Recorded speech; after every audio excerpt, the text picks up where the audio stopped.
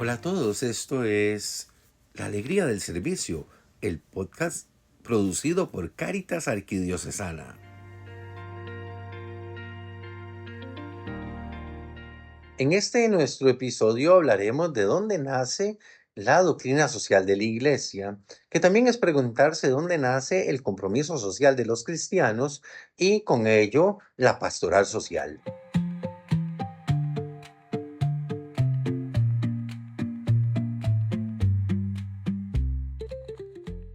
Hemos dicho otras veces que la doctrina social de la Iglesia responde a un estilo de vida cristiano en el que se discierne la presencia de la voluntad de Dios en medio de las circunstancias de la vida cotidiana. Desde ese enfoque hay que decir que la doctrina social de la Iglesia no nace de un conjunto de ideas ni de una teoría, sino del encuentro con alguien, con Jesucristo muerto y resucitado. De ese encuentro se llega a ser cristiano, decía el Papa Benedicto XVI. Pues bien, la doctrina social de la Iglesia no nace de ideas, tampoco nace de palabras o discursos, a pesar de que se llama doctrina social. Nace de una experiencia vivida por parte de los creyentes individualmente y de manera colectiva en la comunidad, que escucha y siente como propio el grito sufrido, el grito de sufrimiento de aquellos que están en condiciones que les restan vida. Lo primero es escuchar y sentir ese grito de quien está sufriendo por distintas circunstancias y quien es víctima y pierde su dignidad o sus derechos. El ejemplo de la escucha de ese grito de alguien que sufre lo tenemos en el libro del Éxodo, en el capítulo 3, versículo 7, cuando el Señor Dios se dirige a Moisés y le dice: he escuchado el clamor de mi pueblo, he visto sus sufrimientos, voy a bajar para liberarlo. El actuar de Dios comienza a ser modelo para nosotros los creyentes de ponerle atención al clamor de los empobrecidos, como decía el Papa Francisco en Laudato Si, que no se puede separar del clamor de la tierra. Entonces nos encontramos ante un grito sentido como propio y experimentado como propio, que nos permite lanzar el dinamismo de una experiencia que asume el dolor ajeno, el sufrimiento de otros, como si fuera propio. El ay del grito de dolor debería indicarnos de manera inmediata no algo, sino alguien que está sufriendo, ese alguien que sufre, que está al borde del camino de la historia y de la sociedad. El grito entonces nos mueve a hacer opciones pastorales por ser cercanos al estilo del buen samaritano. No nos apuremos en este momento a detectar el contenido del grito. Lo que el grito dice es secundario. Lo fundamental para nosotros, y que significa el punto de partida de la doctrina social de la Iglesia, del compromiso social de los creyentes y por lo tanto de la acción a través de la pastoral social y de la Cáritas parroquial y diocesana, es que alguien está exclamando ese grito de alguien que sufre, que está empobrecido. ¿Y qué hacemos delante del grito? Delante del grito hay varias posibilidades, ¿verdad? La escritura nos dice, tanto en los Salmos como en el Evangelio de Mateo, que existen personas que no escuchan el grito, que no son capaces de oírlo, que se han ensordecido de tal manera que ya no son capaces de salvar y de salvarse. El Salmo 115, en los versículos 5 al 7, nos dicen: tienen ojos y no ven, oídos y no oyen. También Mateo retomará esa cita para revelar la dureza del corazón de tantos que rodeaban a Jesús. Y cuando se escucha el grito, uno puede tener dos opciones o dos actitudes de fondo: negarse y huir. Recordemos que el levita y el sacerdote de la parábola del buen samaritano pasaron de largo, huyeron ante aquella situación, o bien responder al llamado que el grito nos está haciendo. Lo que separa unos de otros es la capacidad de padecer con, y eso se dice compasión, la capacidad de padecer con, de hacer nuestros los sufrimientos de los otros, que en clave cristiana son para usted y para mí hermanos. La compasión requiere de una sensibilidad, de una carne que siente, que se deja afectar por todo lo que le pasa al hermano. Por eso la pregunta que le dirige el Señor Dios a Caín: sobre su hermano Abel es no dónde estás como hacía con Adán, sino dónde está tu hermano. Se requiere de esa sensibilidad para sentir al otro como verdadero hermano, toda vez que nos sabemos hermanados por la muerte y resurrección de Jesucristo. Esa sensibilidad supera lo que podemos captar por los sentidos y que a veces nosotros decimos que es sensibilidad. La sensibilidad propiamente dicha implica sentir que todo el ser personal se afecta, sufre, es atravesado, traspasado por una situación que le hace transformar la vida personal y la vida comunitaria. El dinamismo entonces de la verdadera solidaridad que está a la base de la experiencia cristiana de generar una doctrina social de la iglesia. Pongamos, por ejemplo, lo que sucede con el Papa León XIII allá en 1891, que le conmueve, se compadece de la situación de los niños que trabajaban en las minas, de las mujeres, de los obreros explotados, y escribe luego Rerum Novarum. Ese dinamismo arranca cuando ese otro que sufre, niño, mujer, joven, adulto, adicto, inmigrante, ponga los rostros que usted quiera, deja de ser un extraño para usted y para mí. Y como dice Mario Perezón Tonelli, el sacerdote salesiano, en su libro Educar para la Solidaridad Planetaria, comienza a formar parte de nuestra propia vida, de nuestros sentimientos, de nuestros afectos, de nuestras relaciones. Por eso quizás el desafío más grande que tenemos a la hora de trabajar con el marco inspirador que es la doctrina social de la Iglesia, y para comprender que ella nace de una experiencia que se vive, de escuchar el clamor de los más sufrientes, el desafío más grande que tenemos es abrir nuestras relaciones cotidianas a la experiencia de hacer relación, cercanía, presencia y de estar con los más sufrientes y empobrecidos. Nos cuesta porque habitualmente, ¿verdad? Uno actúa en la vida social relacionándose con la gente que le resulta cómoda, con aquellos que se lleva bien o se le parecen a uno. Y entonces tendremos que ir desarrollando en nuestro camino para ir siendo doctrina social vivida en la cotidianidad una serie de actitudes de base que tienen que ver con esa compasión, con la bondad, con la confianza en el valor del excluido y del sufriente, porque tiene una dignidad humana, principio fundamental de la doctrina social de la Iglesia, y también con la paciencia y serenidad, porque se trata de hacer procesos en los que nos sintamos y seamos verdaderamente hermanos.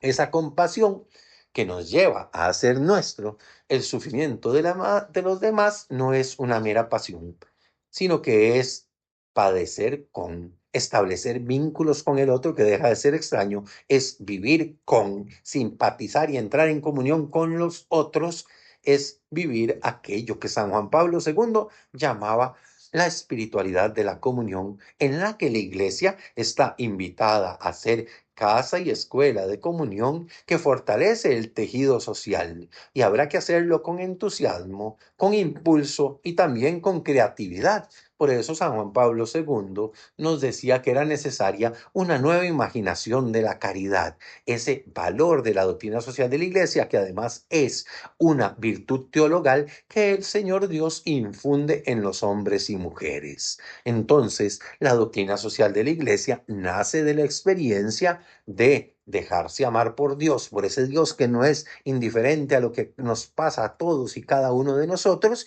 y que al sentirnos compadecidos nos llama a ser compasivos como Él, especialmente con nuestros hermanos más sufrientes.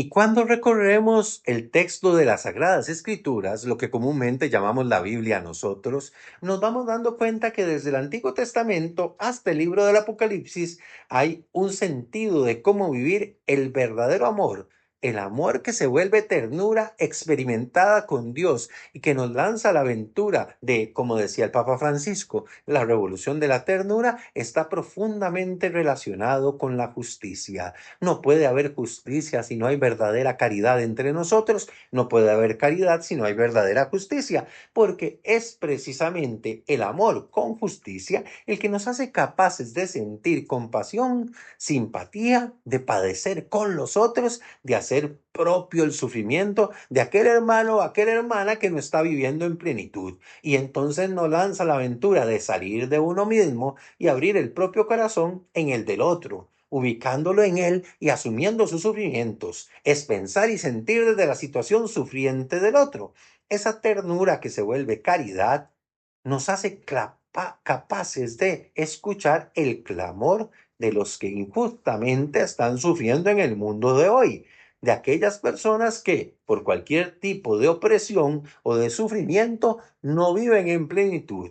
Y entonces recordamos las palabras del salmista en el Salmo 72 que reza, porque Él librará al necesitado que suplica, al humilde que no tiene defensor, tendrá compasión del necesitado y del abandonado y salvará la vida de los necesitados. Está hablando de la acción del Señor. También dice en el versículo 14 del mismo Salmo, los librará de la violencia y la opresión porque sus vidas valen mucho para Él. Y quisiera detenerme allí.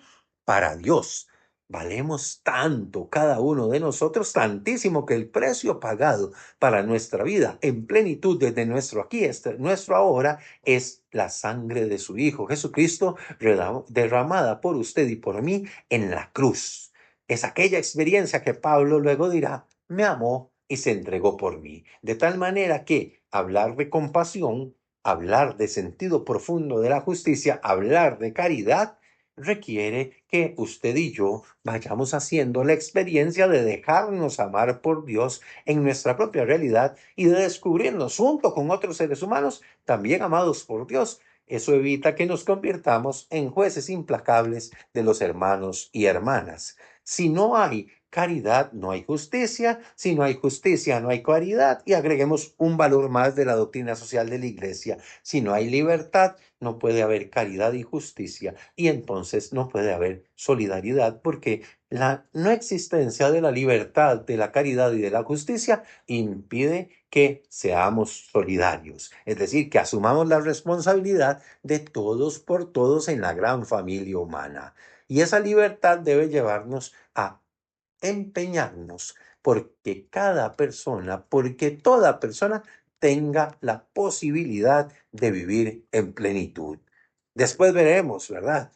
Después de ese derecho fundamental a la vida, veremos las maneras de vivir más plenamente. Entonces la doctrina social de la Iglesia nace del actuar de Dios que no es indiferente a lo que le pasa a los sufrientes. En el profeta Isaías, en el capítulo 58, el Señor nos cuestiona, que no es más bien este el ayuno que yo escogí, abrir las cadenas injustas y soltar las ataduras de cualquier yugo, dejar libre a los oprimidos y que ustedes rompan todo tipo de yugo.